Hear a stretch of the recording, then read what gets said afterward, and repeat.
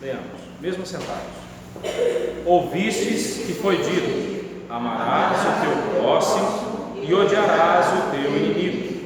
Eu, porém, vos digo: amai os vossos inimigos e orai pelos que vos perseguem, para que vos torneis filhos do vosso Pai Celeste. Porque Ele faz nascer o seu sol sobre maus e bons, e vir chuvas e injustos. Porque se amardes os que vos amam, que recompensa tendes? Não fazem os publicanos também o mesmo? E se saudardes somente os vossos irmãos, que fazeis demais? Não fazem os gentios também o mesmo? Porque sede perfeitos, como perfeito é o vosso Pai Celeste. Portanto, sede vós perfeitos, como perfeito é o vosso Pai Celeste. Ok. Se a ordem que o Senhor Jesus nos dá no versículo 38 ao 42, que é sobre a vingança, para nós não vingarmos, mas para nós confiarmos nos meios legais, nos instrumentos da lei, naqueles que são devidamente empossados para executar a lei. Ao invés de fazermos vingança, nós devemos confiar em Deus para que Ele faça vingança ou justiça por nós, porque a vingança pertence ao Senhor. Se isso para nós já é difícil, agora essa ordem que o Senhor Jesus dá parece ainda mais difícil, né? Amar os amigos é fácil, amar quem nos ama é fácil, mas a ordem é: amai os vossos inimigos e orai pelos que vos perseguem. Meus irmãos, põe difícil nisso, né, irmão? Põe difícil nisso, né? O assunto central, sim. Eu sempre penso isso, eu acho que eu estou errada, mas eu penso. É o seguinte: nós temos toda a dificuldade, tanto de amar os inimigos e amar. Não é porque nós somos pecadores? Sim. Agora, Jesus, quando deu essa ordem para nós, ele não tinha pecado. Então, para ele era fácil fazer tudo isso, porque a dificuldade está no nosso coração pecador, mas o de Jesus não. Então ele não deu uma ordem pesada demais. Aí que está. Excelente contribuição a sua. Aí que está, irmão. O que Cristo pede para nós fazermos, Ele não pede para nós fazermos pelo nosso poder ou por nós mesmos. Lembra que Ele fala lá em João? Sem mim, nada podeis fazer. É impossível amar o inimigo partindo do nosso amor, partindo de nós mesmos, da nossa força. Isso é impossível. Esse é o ponto central do estudo aqui. Esse é o ponto central. A senhora foi na mosca, foi em cima do assunto. Esse é o ponto que eu quero chegar com vocês. Mas a senhora apressadinha já chegou na frente. Não, mas muito bem, foi muito bem, foi muito jóia, muito bom. É importante a gente ter isso em mente, né?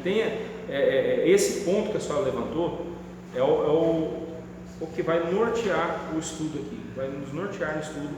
É essa verdade, de que eu não posso fazer nada que Cristo queira que eu faça sem depender totalmente dele. E é possível? É. Quer ver um exemplo que fecha essa questão para a gente? Estevão sendo apedrejado. E a gente acha que foram pedrinhas, né? Mas foram pedras enormes, porque depois que a pessoa era apedrejada, um montão de pedras que era levantado em cima daquela pessoa era servido de sepultura. E não só de sepultura, todo mundo que passasse ali perto daquele montão de pedras sabia: ali tem um criminoso, ali tem um condenado, ali debaixo está um condenado sepultado ali. Imagina que coisa triste.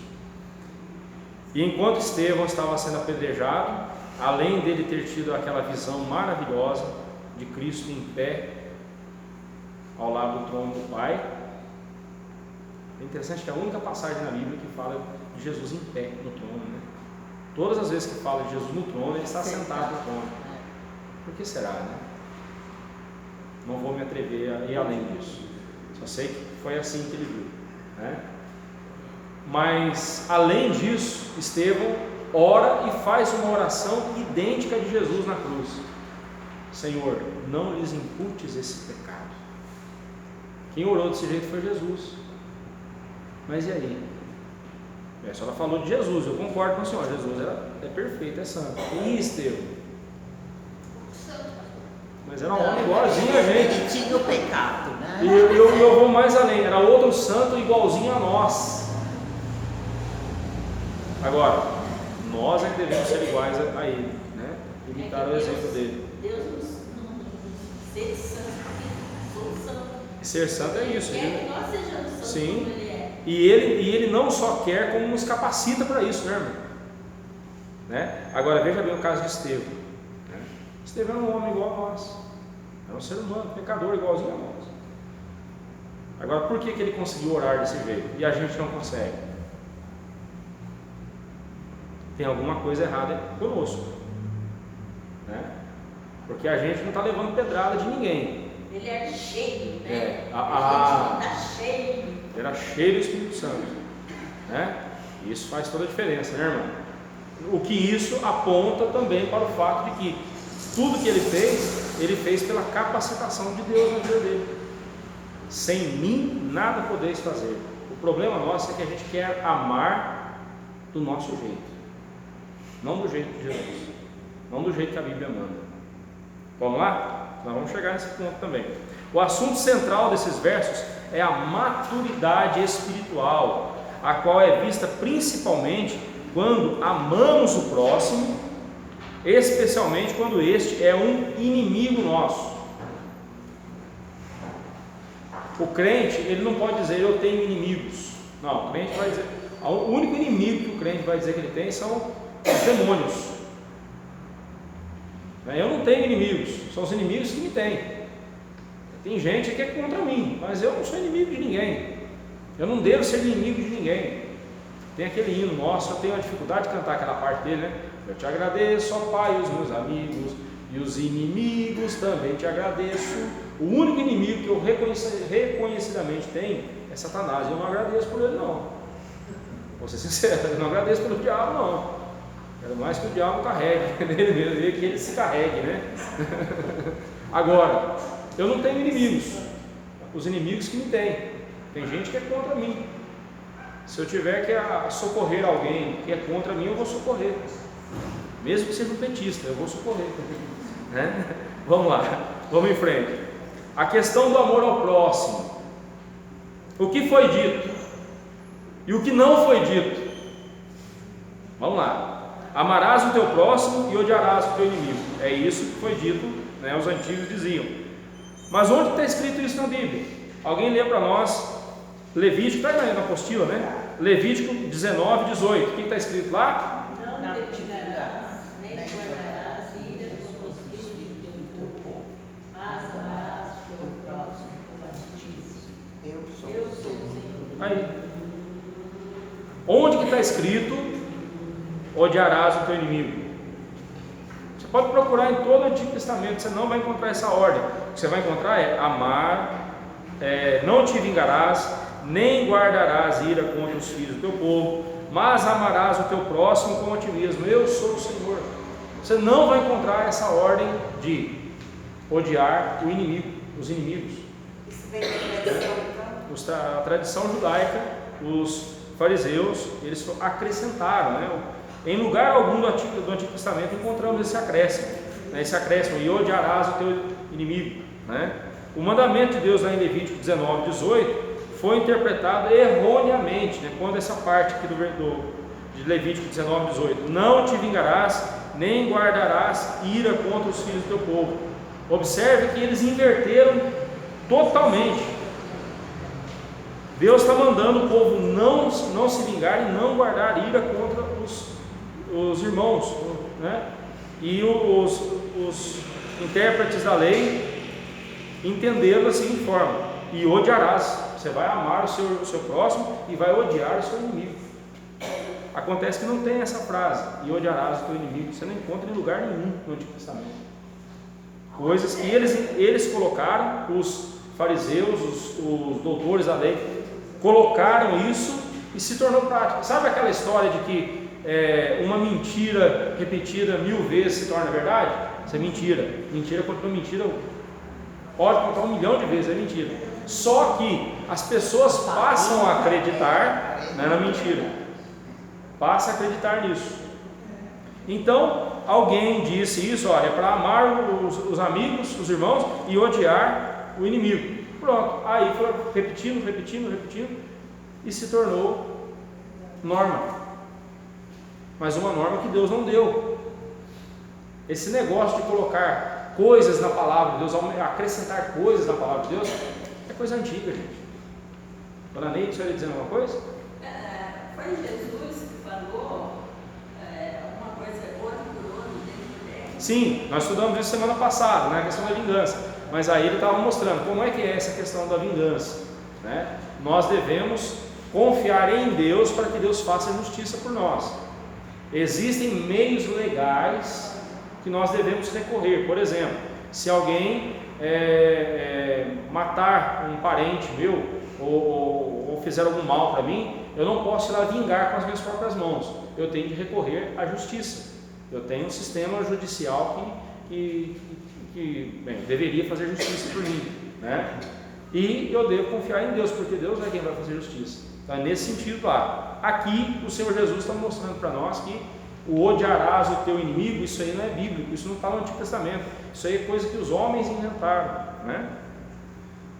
Tal interpretação gerou a pergunta lá do fariseu, lá em Lucas capítulo 10, versículo 29, nós temos lá a parábola do samaritano misericordioso, né? Lá fala o bom samaritano. Não, a Bíblia não chama ele de bom samaritano, mas ele foi um samaritano misericordioso, né? Quem diz que ele é bom samaritano é a Sociedade Bíblica do Brasil, né? Mas lá no texto não fala que ele é bom, em momento algum. É interessante, né? A Bíblia fala que ele foi e socorreu aquele homem, possivelmente um judeu, né? E essa pergunta, quem é o meu próximo? Aí o Senhor Jesus então conta a parábola do samaritano misericordioso. Quem é o nosso próximo? É aquele que está próximo a nós, precisando da nossa ajuda, e nós temos que ajudá-lo, independente de gostarmos dele ou não. Independente de gostarmos da pessoa ou não. Sabe aquele vizinho chato seu que tem um cachorro que late a noite inteira, perturba, né, gente? Perturba a noite inteira. Se aquele vizinho bater na sua porta e, por favor, eu preciso ir ao hospital, você pode me levar? Você tem que levar. E com um sorriso aqui, ó. Com amor, com gentileza. Não é falsidade, não. Mas não podia perturbar outro. Não. Vamos lá agora. Vamos lá. Pastor, no breve catecismo, né? Aquele catecismo lá.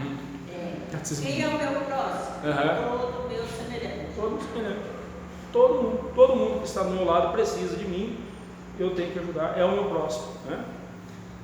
Essa interpretação equivocada, né, que eles deram à lei, acentuava ainda mais a separação que havia entre judeus e gentios, a qual foi derrubada e destruída por Cristo lá na cruz. Lá em Efésios 2, 14 a 16, Paulo falando sobre o muro que separava os judeus dos gentios.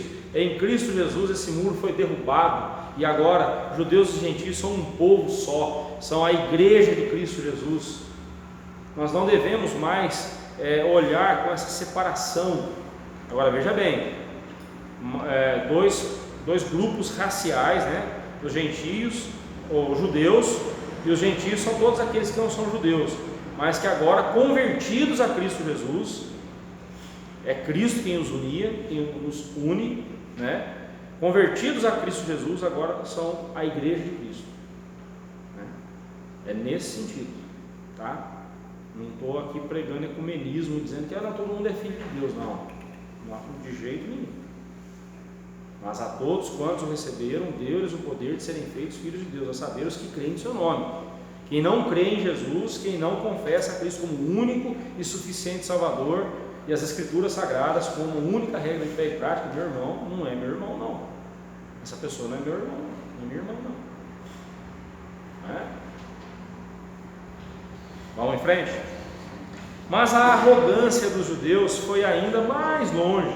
Não somente eles viam os gentios como inimigos, mas também viam entre si mesmos classes diferentes, tais como a classe dos escribas e fariseus, que eram tidos como os suprassumo do judaísmo, né? Eram os melhores, né? A aristocracia do judaísmo. Os renegados, tais como os publicanos. Quem eram os publicanos? Eram judeus que trabalhavam na coletoria de impostos. O judeu já não gosta de pagar imposto. Você imagina um outro judeu cobrando imposto dele. Ele via como traidor, né? Aliás, ninguém gosta de pagar imposto, não é só judeu não, né? Temos ainda também os pecadores. Os fariseus, eles olhavam para aqueles que não obedeciam à lei e chamavam eles de pecadores. Por isso que Jesus, nós vamos ver isso mais à frente, por isso que Jesus fala: eu não vim chamar justos ao arrependimento, mas sim pecadores.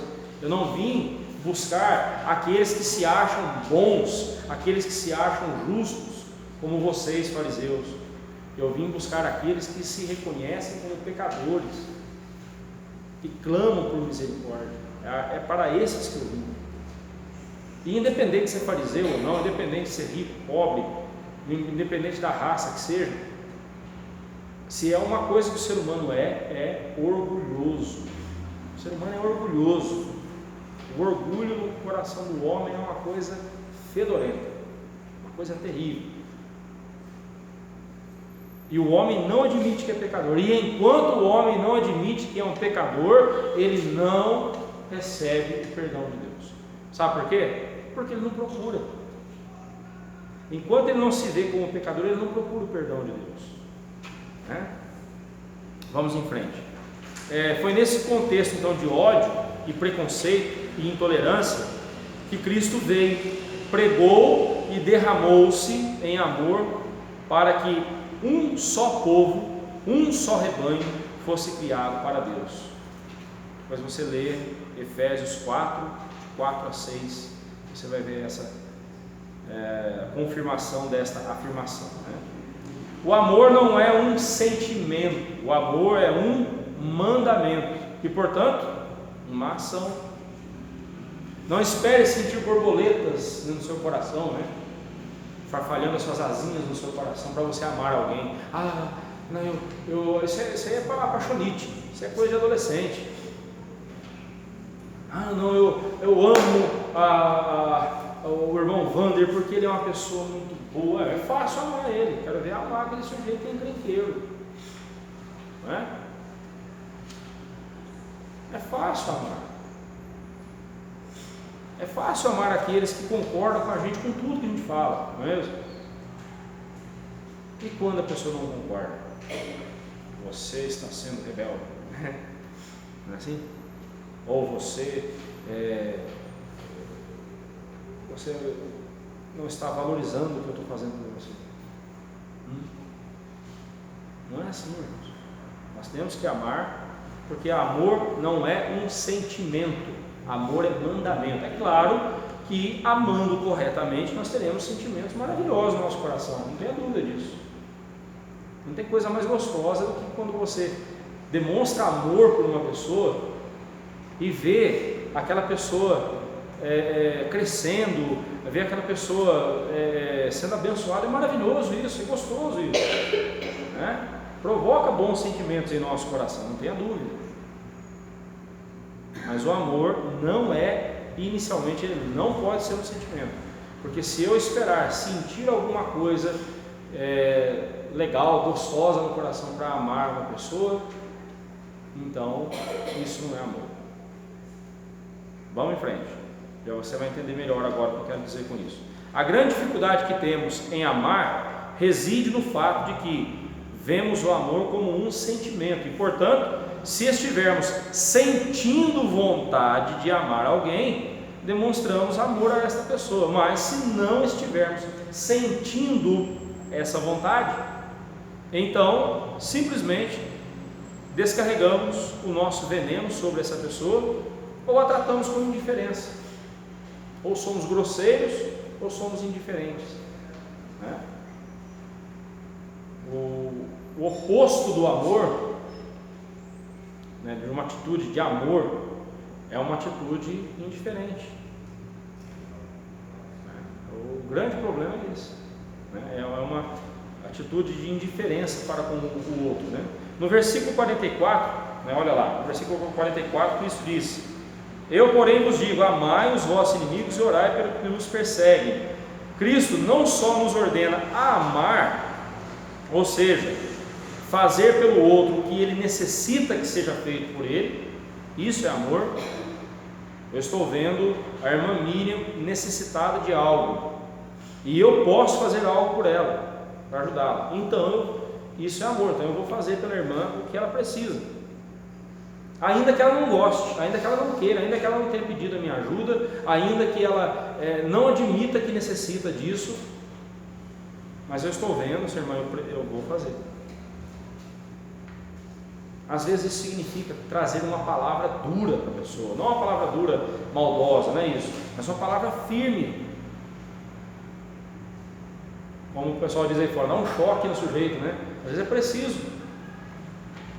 Às vezes é preciso dar uma palavra um pouco mais dura, mais firme, não dura no sentido de machucar, mas é no sentido de trazer a pessoa à realidade.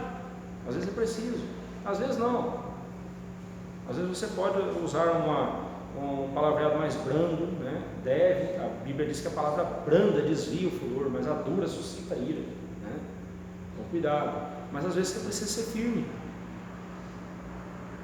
trazer uma palavra um pouco mais dura, mais firme ali com a pessoa. Às vezes é necessário. Às vezes a pessoa está precisando de algo, não admite que precisa, mas você tem que fazer algo por ela, e você sabe que deve ser feito. E um detalhe, hein, muito importante: aquele que sabe que deve fazer o bem e não faz, nisso está pecando. Se você sabe que deve fazer algo para essa pessoa e não faz, não é o que ela quer, não, é o que ela precisa, tá? É o que ela precisa. Aquele sujeito que vive pendurado e vem pedir dinheiro emprestado para o senhor. É o caso clássico, né? Você me empresta aí R$2.000, por favor, né? Assim que der eu te pago, não sei o que e tal. E aí você fica com dó, vai e empresta. Aí descobre que o sujeito foi lá e comprou uma televisão de plasma. O plasma nem existe mais, agora nem LCD, mas agora é 4K, né? Foi lá e comprou uma televisão que você não tem. Só isso. Ué, não entendi. Ou então pega esse dinheiro e usa de forma, com má administração. E aí? O que você tem que fazer para essa pessoa? Dar o dinheiro para ela? Não. Só, olha, eu posso até te emprestar o dinheiro, mas primeiramente nós vamos ter um cursinho de administração financeira do lar, né? Senta aqui, nós vamos fazer um cursinho. Faça. Mas eu não estou pedindo isso, não. Eu só preciso do seu dinheiro. Não. Eu te ajudo, mas você precisa de algo mais. Você precisa ser um bom mordomo daquilo que Deus te deu. E aí termina o cursinho com a pessoa e fala: não vou te emprestar o dinheiro, não. Senão você vai continuar na mesma situação. Isso aí. Cada caso é um caso, né? Mas é complicado, irmãos. Porque às vezes a gente acha que está ajudando a pessoa, dando a pessoa aquilo que ela quer, e isso não é ajuda. Não é ajuda. Você só está dando mais corda para a pessoa se enforcar. Né? Esse é um exemplo, né? Vamos em frente. O que Cristo também, além de dizer que nós devemos amar e fazer pelo outro o que o outro necessita, como também Ele nos manda orar por aqueles que nos perseguem, tanto por causa da nossa fé, ou porque nos odeiam, por outros motivos, tal como, por exemplo, a inveja. Tem gente que tem inveja da gente e nos odeia por causa disso. E a inveja é ódio, porque a inveja eu queria ter o que ele tem, porque ele não merece ter o que ele tem. Eu sim mereço. E vem acompanhado de ódio, egoísmo, egocentrismo, tudo isso vem junto, né? O que Cristo está nos ordenando aqui não é que devemos ter alguma forma de romantismo pelos nossos inimigos, mas sim ações que demonstrem a nossa filiação divina, mostrar que nós somos filhos de Deus. No verso 45 ele diz assim: para que vos torneis filhos do vosso Pai Celeste, porque Ele faz nascer, interessante, ele escreve assim, o seu sol. O sol é de quem? É de Deus, mas Ele dá para todos. A gente nem pensa, porque vê as coisas da natureza, acha que foi formado, né? Não que Deus tenha mas formado, é dele. Que apareceu. Sim, mas é dele. O sol é dele. E o que Ele faz com o sol dele? Ele dá para todos. Não fala que, aqui não fala que a chuva é do Senhor, mas subentende-se, né? Claro. Quem que faz vir a chuva? Deus. E faz chover só na horta do crente? Não, faz também chover na horta do ímpio. A chuva vem para todos. Agora, vamos em frente. Hendrickson, ele diz o seguinte sobre esse verso: por meio da atitude de amar seus inimigos e orar por eles, os seguidores de Cristo comprovarão a si mesmos e aos demais que são genuínos filhos do Pai Celestial. Certamente que ao dizer para que possam ser filhos, né, de Deus ali, etc., Jesus não pretendia dizer para que fazendo isso vocês se tornem filhos ou conquistem a posição de filhos. Pela graça eles já eram filhos, porém seu comportamento ou conduta como filhos é que confirmaria esse fato, porquanto os filhos imitam seus pais. Em outras palavras, você já teve aquela dúvida se você é salvo ou não? De vez em quando não bate essa dúvida no seu coração, você pensa, será que eu sou salvo mesmo? Aí o pastor azedou a marmita, o pastor falou sobre predestinação. Pronto, aí fiquei mais encabulado ainda, será que eu sou predestinado? Você já não teve essa pergunta? Você já não teve essas inquietações? De vez em quando elas não voltam? Como é que você sabe que você é um filho de Deus? Como é que você sabe que você é salvo, um eleito, um predestinado para a salvação? Como? Jesus está dando para nós aqui não uma pista, né? Ele está mostrando para nós aqui a confirmação. Como é que você pode confirmar isso? Quando você ama não só os seus irmãos, os seus amigos, mas você também ama, faz aquilo que é preciso para o bem daqueles que estão perseguindo e fazendo mal a você.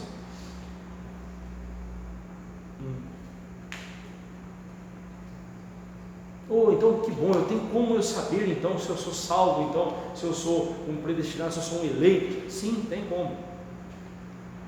Mas é isso aqui? Difícil, né? Difícil, né? Mas aí a gente volta para aquele ponto que a senhora levantou: sem mim nada podeis fazer. Tanto a nossa salvação, quanto a nossa santificação, quanto a nossa obediência, tudo nós dependemos de Jesus.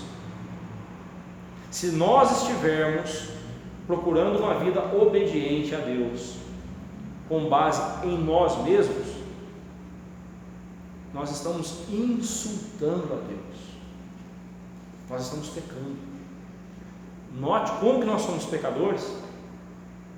Até quando a gente quer fazer uma coisa boa, se a gente não tomar cuidado, está ali o pecado atrapalhando. Tem gente que diz que a gente não é pecador, a gente comete alguns deslizes, mas não é pecador. A gente é pecador no mais profundo do nosso ser. Até quando a gente quer fazer o que é bom, a gente tem lá o pecado mostrando as suas garras.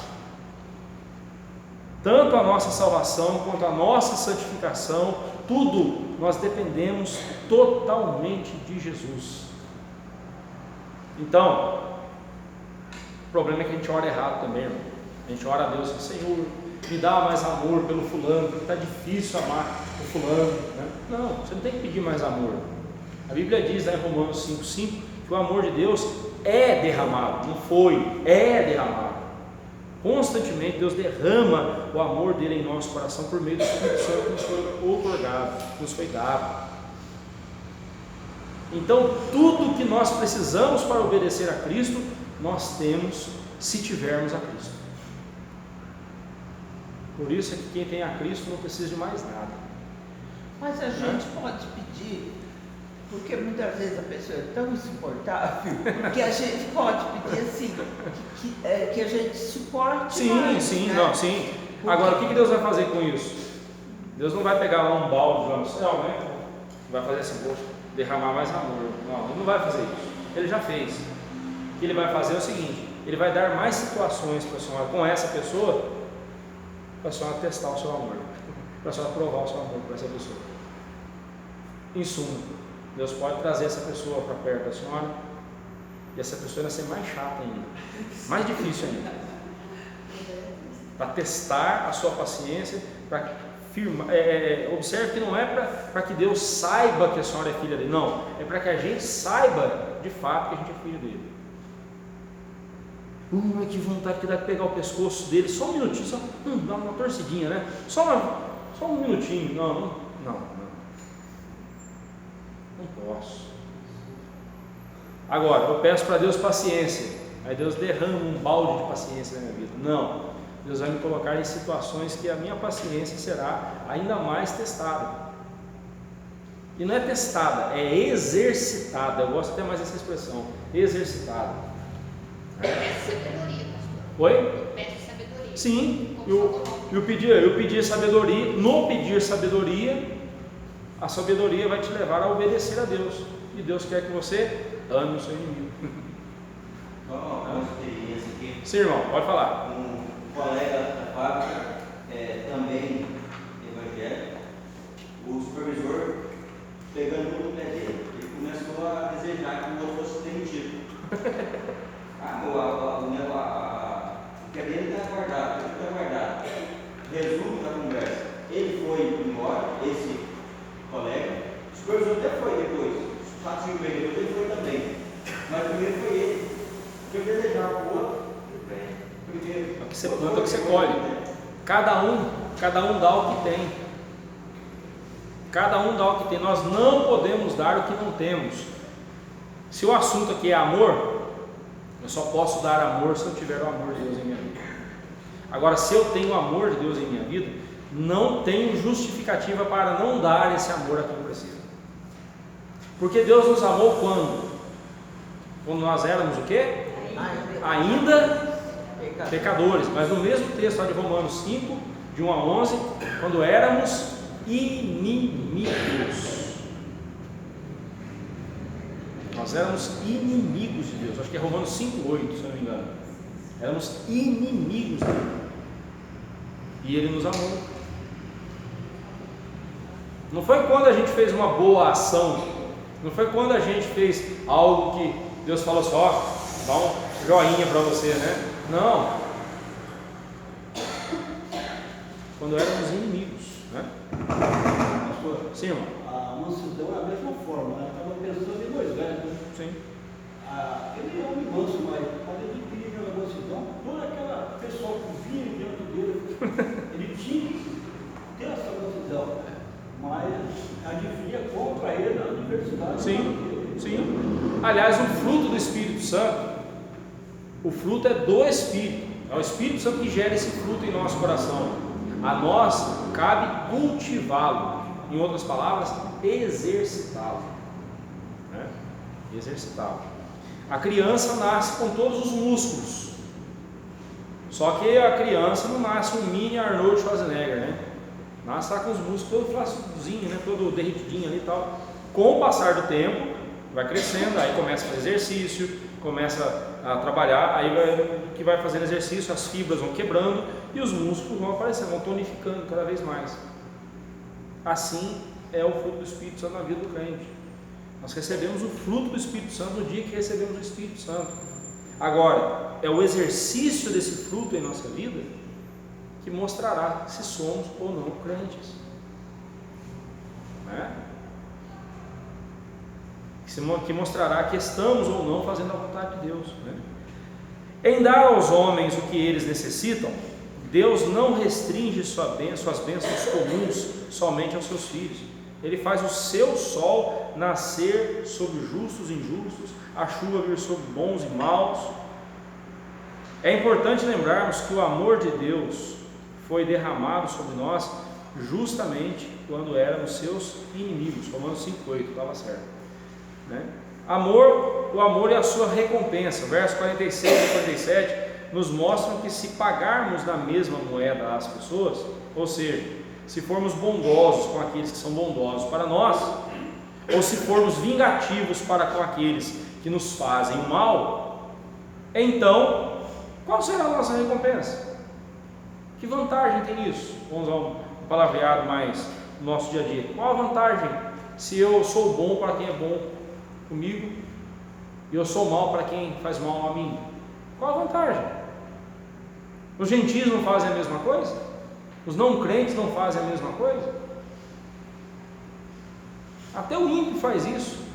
Que diferença eu estou mostrando o ímpio? Agora, onde é que está a diferença entre o crente e o ímpio? O ímpio faz o bem a quem lhe faz o bem, o crente também, então está tudo igual.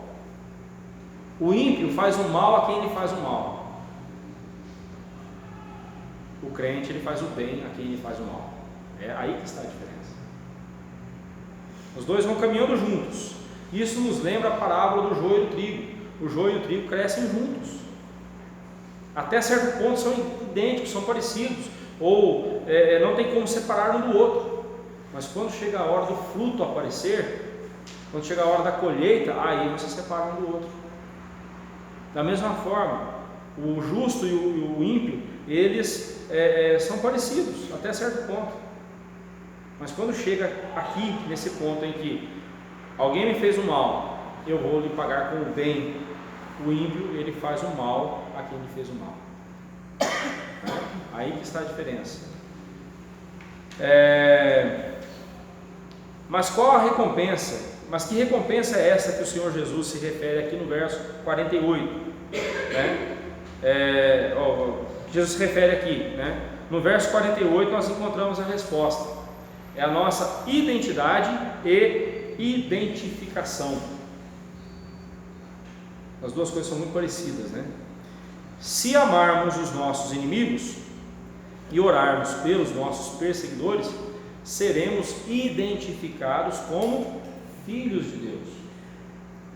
Uma coisa é eu dizer que eu sou filho de Deus, outra coisa é Deus dizer isso de mim. Tem gente que passa a vida inteira batendo no peito, dizendo eu sou filho de Deus e tal, e vai chegar até diante de Deus lá no céu e dizer: Pai, em teu nome nós fizemos isso, fizemos aquilo outro. Ele vai falar: apartai-vos de mim, nunca vos conheci, vocês nunca foram dos meus.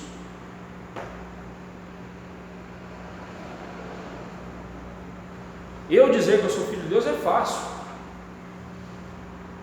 Eu quero ver Deus dizer isso de mim. E se todo mundo disser: o Olivar é um grande servo de Deus, o Olivar é um grande filho de Deus, pode falar o que quiser. Se eu chegar no dia, na presença de Deus, e Deus falar para mim: apartai-vos de mim, porque eu não vos conheço, de que adiantou? Sabe, irmãos, às vezes a gente vive tão preocupado com a opinião pública que a gente esquece da opinião divina. O que Deus pensa de nós? É isso que importa.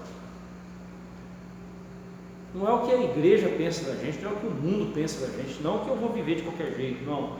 Mas se eu me importar somente com o que Deus pensa de mim, se eu me preocupar somente em fazer a vontade de Deus, eu não preciso me preocupar com mais nada. O único temor que espanta todos os outros temores do nosso coração é o temor a Deus.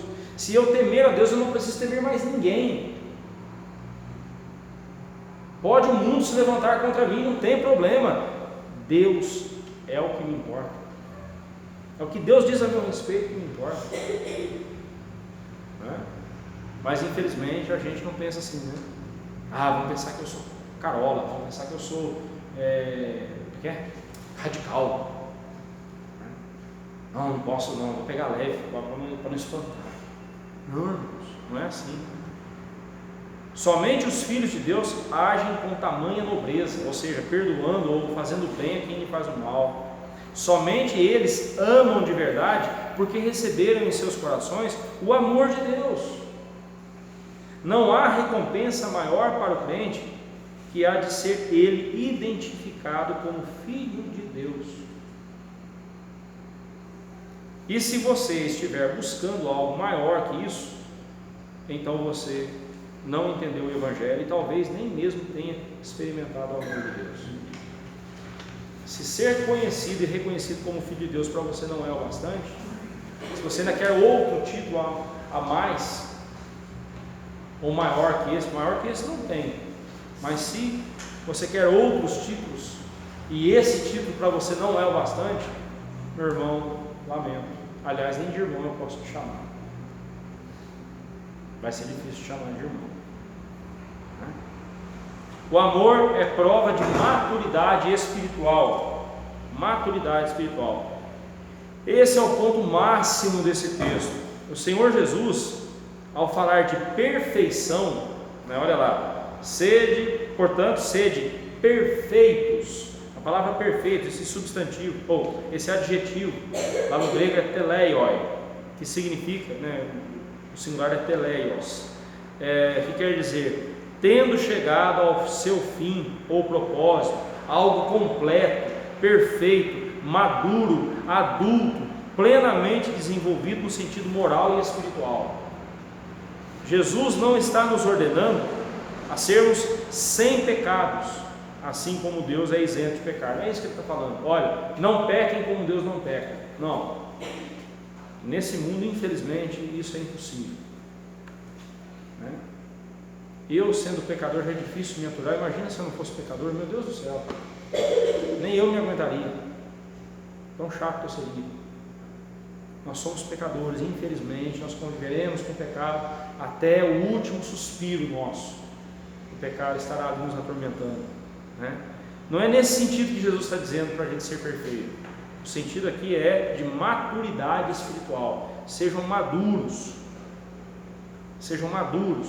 Não é da perfeição, né, sem pecado, né, não pecar, que Jesus se refere, mas sim da maturidade espiritual, na qual mostramos às pessoas que não somente agimos imitando o nosso Pai Celestial, mas também porque Ele nos capacitou plenamente a agirmos assim, isto é, em amor para com os que são nossos inimigos e nos fazem mal.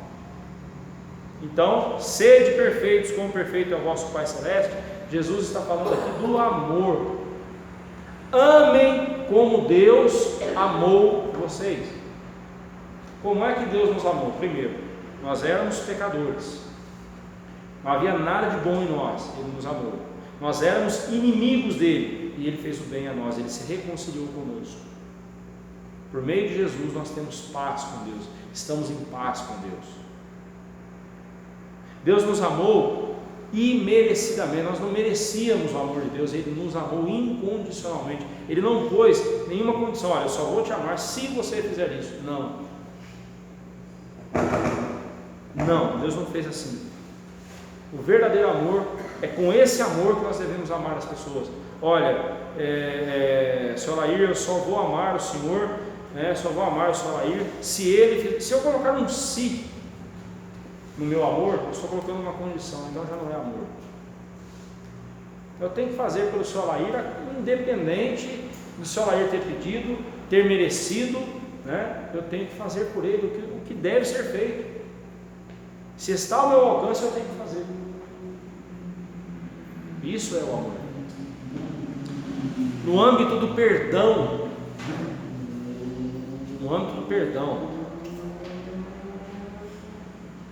conversava com uma pessoa hoje, essa pessoa contando da sua luta, da sua dificuldade. Teve uma discussão com uma pessoa, teve uma desavença com uma pessoa, e aí então decidiu pôr em prática o que a palavra de Deus diz. Ele foi até essa pessoa e pediu perdão para a pessoa, e também disse para a pessoa: olha, eu também te perdoo, quero. E foi algo maravilhoso que a outra pessoa retribuiu da mesma forma: eu também te perdoo, também peço perdão a você. Nós não vamos ficar brigados por causa disso. Essa pessoa me disse assim: olha, pastor, eu até estranhei, até assustei de ver, mas depois eu lembrei, é Deus quem faz isso. É Deus quem faz isso. E assim nós devemos fazer, irmãos. E assim nós devemos fazer. Não carregue mágoas no seu coração, perdoe. E mais, não espere a pessoa vir até você pedir perdão para você. Vá até a pessoa e disponha-se a perdoá-la. Mas e se a pessoa nem pediu perdão, e se a pessoa nem se deu conta de que ela me ofendeu? Não tem problema. tenha no seu coração a disposição de perdoar essa pessoa, independente dela ter pedido perdão a você. A primeira vez que Deus nos perdoou, nós pedimos perdão a Ele? Pense nisso. A primeira vez que Ele nos perdoou. Mas se a gente for por uma pessoa que ela não está nem lembrando e falar eu te perdoo, ela vai ficar com raiva porque ela está achando que ela não fez nada. Não vai chegar seco assim também, né? Ó, vim aqui para dizer para você que eu te perdoo. Não. Perdoa o quê? Aquele dia nós tivemos aquele problema, foi assim, tá, sabe? Eu fiquei chateado com você, eu também acho que eu te chateei, e por esse motivo mesmo eu quero aqui te pedir perdão e dizer para você também que eu não quero carregar mágoa nenhuma no meu coração, eu te perdoo, né? Às vezes só para levar uma tijolada na cara, né? A pessoa pode falar assim, mas quem disse que eu estou pedindo perdão para você? Você não tem problema, o dia que você pedir, você já sabe que você já tem o meu perdão. O dia que você me pedir, você já sabe que você já tem. Aliás, não precisa nem pedir, já está perdoado, independente de você reconhecer hoje ou não. Eu sei que é difícil, irmãos, mas é assim que a gente tem que fazer, porque foi assim que Deus nos amou.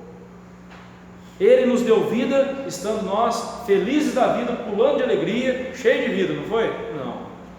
A Bíblia diz que nós estávamos mortos em delitos e pecados, nós nem sabíamos que precisávamos de Deus, nem sabíamos disso, e Ele veio e nos deu vida. O primeiro ato de amor e de perdão de Deus foi esse, por nós, e é assim que nós devemos agir, né? E não se esqueça, Deus te capacitou plenamente a fazer isso. Ah, pastor, mas eu não consigo. Não é que você não consegue, você não quer. É outra coisa, muda o verbo. Não é eu não consigo, é eu não quero. Essa é a verdade. Porque se eu recebi o poder de Deus na minha vida, foi o poder dele que eu recebi. Aplicações práticas para nós. Não devemos acrescentar nada às Escrituras. Qualquer acréscimo ou decréscimo receberá punição por isso. Lembra lá que os doutores da lei acrescentaram, né? Amarás o teu próximo e odiarás o teu inimigo. Acrescentaram. E tudo que a gente acrescenta à palavra de Deus, a gente começa a fazer errado. Tudo que a gente acrescenta, interessante, né? O que está na palavra dá o que fazer para a gente obedecer, mas o que a gente acrescenta, a gente obedece com facilidade, né? E pronto, aí que a vida desanda mesmo, né? Aí que a vida desanda. Aí que bagunça tudo mesmo. Não acrescente nada à palavra de Deus, porque ai daquele que acrescentar uma vírgula, um tio à palavra de Deus, serão acrescentados os flagelos, como diz lá em Apocalipse, serão acrescentados os flagelos sobre essa pessoa. Cuidado, obedeça a palavra de Deus. 2. Quando orarmos por nossos inimigos,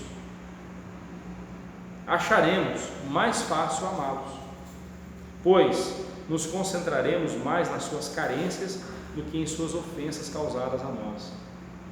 A oração remove o veneno das nossas atitudes vingativas.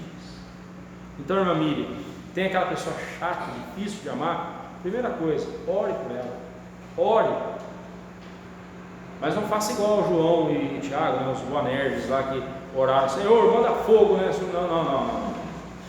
Ore, Senhor, tem misericórdia daquela vida, o Senhor sabe o que acontece com aquela pessoa, por que ela age daquela forma, eu não sei, o Senhor sabe.